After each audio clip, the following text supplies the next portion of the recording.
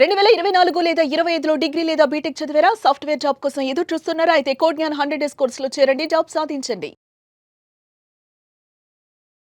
నమస్కారం ఉమా గారు. నమస్తే అమ్మా. మిథున రాశి వారికి అక్టోబర్ మాసంలో విద్యాపరంగా, ఆరోగ్యపరంగా, సంతానపరంగా ఎలా ఉండబోతుంది? ఎన్ని గ్రహాలు ఈ మాసంలో వారికి అనుకూలిస్తున్నాయి? ఏ ఏ సందర్భాల్లో జాగ్రత్త పడాల్సిన అవసరం ఉందంటారు? ముఖ్యంగా చెప్పాలంటే అమ్మా, అక్టోబర్ దగ్గర నుంచి గ్రహాల యొక్క మార్పుల్లో, స్థాన చలనాల్లో 6 గ్రహాల యొక్క మార్పులు ఖచ్చితంగా జరుగుతున్నాయి అని చెప్పొచ్చండి. ముఖ్యంగా దేంట్లోనూ అంటే రవిగ్రహ మార్పు అనేటువంటిది మిథున రాశి వాళ్ళకి చతుర్థం నుంచి పంచమ స్థానంలోకి 17వ తారీఖున జరగబోతోంది. కుజగ్రహ సంచారం 5th హౌస్లోనే కొనసాగుతోంది. 2వ తారీఖు దగ్గర నుంచి మిథున రాశి వాళ్ళకి బుధగ్రహ సంచారం పంచమంలో జరుగుతూ యోగించబోతోంది. తర్వాత భాగ్యంలో చూసుకుంటే శనిగ్రహ సంచారం రాబోతోంది కుంభంలోకి 10th తర్వాత, అక్టోబర్ 10th తర్వాత రాబోతోంది. అక్కడ ఆల్రెడీ ఉన్న శనితో పాటు ఆయన సంచారం చేయబోతున్నారని చెప్పొచ్చు. అయితే ఇక్కడ అక్టోబర్ 1st వీక్లో గురుగ్రహ సంచారం అనేటువంటిది కర్కాటక రాశిలోకి రాబోతోంది. ఆయన ఎగ్జాల్టేషన్లో ఉన్నారని చెప్పొచ్చు.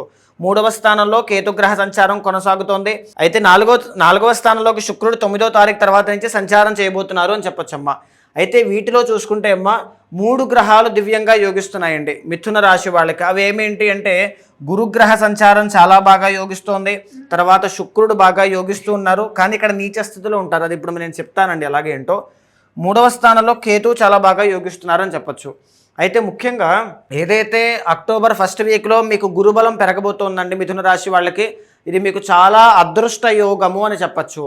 ఎందుకంటే ఎవరికైతే మ్యారేజ్ ప్రాబ్లం ఉందో, marital లైఫ్లోకి ఇంకా వెళ్ళలేదో, వివాహం కోసం ఎదురు చూస్తున్నారో వాళ్ళకి ఖచ్చితంగా వివాహం అయ్యేటువంటి యోగము. జీతాలు పెరగడం కానీ, ప్రమోషన్లు రావడం కానీ, బోనస్లు రావడం కానీ, నూతన ఉద్యోగ అవకాశములు కానీ, లేదు అనుకుంటే వ్యాపారంలో లేదా ఏదైనా సరే మనీ బ్లాకేజెస్ ఉంటే కనుక, డబ్బులు నాకు రావట్లేదు, నిలబడట్లేదు, అక్కడ ఉండిపోయి స్ట్రక్ అయిపోయి ఇలాంటి ప్రాబ్లమ్స్ ఉంటే 100% క్లియర్ అయ్యేటువంటి యోగము అక్టోబర్ నుంచి నవంబర్ మాసాల్లో ఖచ్చితంగా కనబడుతుంది. ఆ ట్రాన్సిట్ ఇక్కడే స్టార్ట్ అయిందండి అక్టోబర్లో, చాలా బాగుంది. అయితే ఇక్కడ చూసుకుంటే ఏంటి, 9th హౌస్లో శని రాహుల యొక్క కంజంక్షన్ కనబడుతుంది.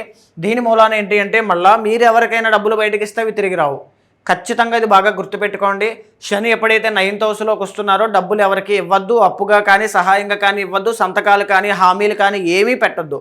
కానీ దీనివల్ల ఇంకొక మంచి ఉంది, అదేంటి అంటే నూతన ఉద్యోగ అవకాశాలన్నీ కూడా చాలా బాగా యోగిస్తాయి. 100% ఇప్పటిదాకా నాకు ఉద్యోగం లేదనుకున్న వాళ్ళకి కూడా 9th హౌస్లోకి శని వచ్చిన తర్వాత ఖచ్చితంగా యోగిస్తుంది అని చెప్పొచ్చు. అయితే 4th హౌస్లో శనిగ్రహ సంచారం కన్యా రాశిలో సంచారం జరుగుతోంది. దీనివల్ల శుక్రుడు యోగించడం వల్ల సినీ నాటక కళారంగాల్లో ఉన్నవాళ్ళు, నృత్య గీత వాద్యాది రంగాల్లో ఉన్నవాళ్ళు, ఏఐ వర్చువల్ రియాలిటీ క్రియేటివ్ సెక్టార్లో క్రియేటివ్ ఫీల్డ్స్లో ఉన్న వాళ్ళకైతే శుక్రుడు యోగిస్తున్నారు. 100% జన ఆదరణ పెరుగుతుంది, చాలా బాగుంటుందండి జన ఆదరణ పెరగడం వల్ల. తర్వాత ఆరోగ్య సమస్యలు తగ్గడము, ఎక్కడ దేనికి సంబంధించిన ఆరోగ్య సమస్యలు అంటే గైనిక్ ఇష్యూస్ వల్ల ఎవరైనా బాధపడుతూ ఉంటే అవి తగ్గే అవకాశాలు ఎక్కువగా ఉంటాయని చెప్పొచ్చు. అండ్ ఇంకొక ముఖ్యమైనటువంటి విషయం ఏంటంటే నాకు ఎందుకంటే మిథున రాశి వాళ్ళకి ఖచ్చితంగా మ్యారిటల్ లైఫ్లో ప్రాబ్లమ్స్ ఉంటాయండి. సో నాకు మ్యారిటల్ లైఫ్లో ప్రాబ్లమ్స్ ఉన్నాయి, నేను విడిపోవడానికి చూస్తున్నాను, ఎప్పుడు విడిపోతాను అనేటువంటి చూసే వాళ్ళకైతే ఈ మంత్ బాగా కలిసి వస్తుంది, 100% కలిసి వస్తుందండి.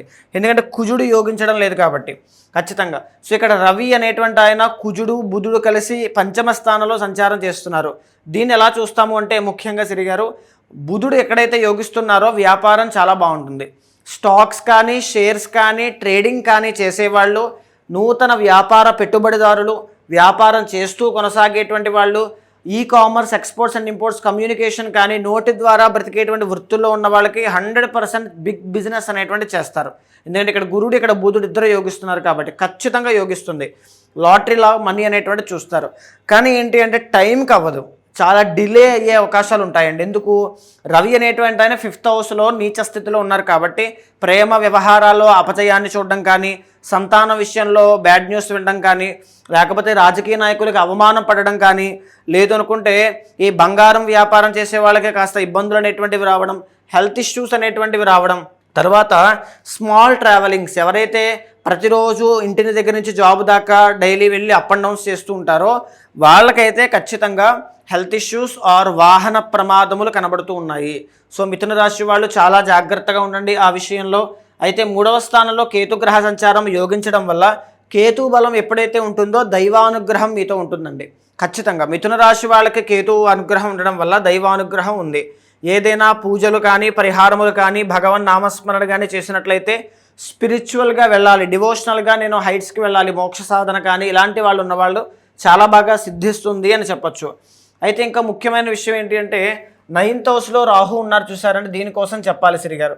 9th హౌస్లో రాహు ఎప్పుడు కూడా తండ్రి యొక్క అనారోగ్య సమస్యకి దారితీస్తుంది. సో తండ్రి యొక్క అనారోగ్య సమస్య కానీ కుటుంబ సమస్యలు కానీ రాకుండా జాగ్రత్త పడండి. అయితే ఈ మాసము మిథున రాశి వాళ్ళలో రియల్ ఎస్టేట్ వ్యాపారం చేసే వాళ్ళకి ఎలా ఉందో కనుక మనం చూస్తే కుజగ్రహ సంచారం 6th and 11th లార్డ్ కుజుడు 5thలో అంత యోగదాయకంగా కనిపించడం లేదు. సో 26వ తారీఖు వరకు, అక్టోబర్ 26వ తారీఖు వరకు రియల్ ఎస్టేట్లో మీకు అంత గొప్ప అభివృద్ధి కనిపించడం లేదు. 26వ తారీఖు దాటిన తర్వాత నుంచి ఆయన 6th హౌస్లోకి స్వక్షేత్రం వృశ్చికంలోకి వెళ్ళిన తర్వాత 100% బిగ్ న్యూస్ ఏదైనా వింటారు. పెద్ద జాక్పాట్ ఏదైనా కొట్టే అవకాశములు మిథున రాశి వాళ్ళకి చాలా బాగుంటాయండి.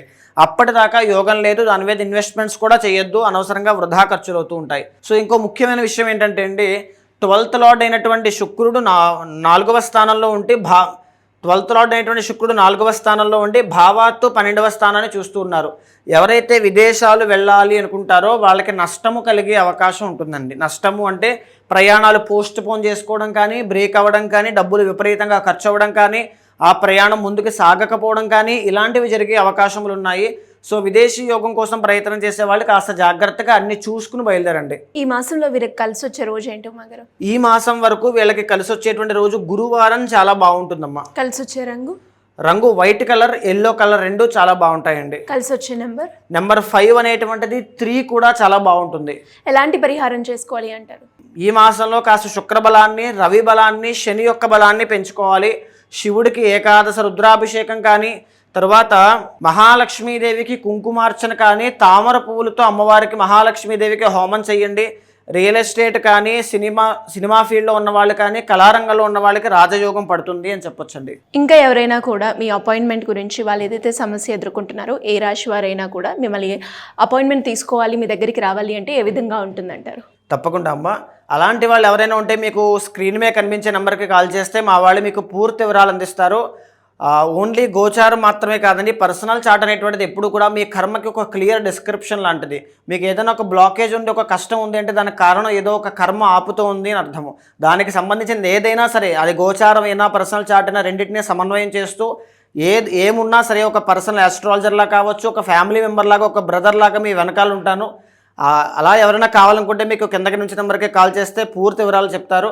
మీ జాతకం చూసిన తర్వాత ఏదైనా దోషాలుంటే శాంతి పరిహారములు ఆచరింపచేసి భగవత్ అనుగ్రహం కలిగేలా చేస్తాను. థ్యాంక్ యూ మాగారు, థ్యాంక్ యూ సో మచ్. నమస్తే అమ్మా.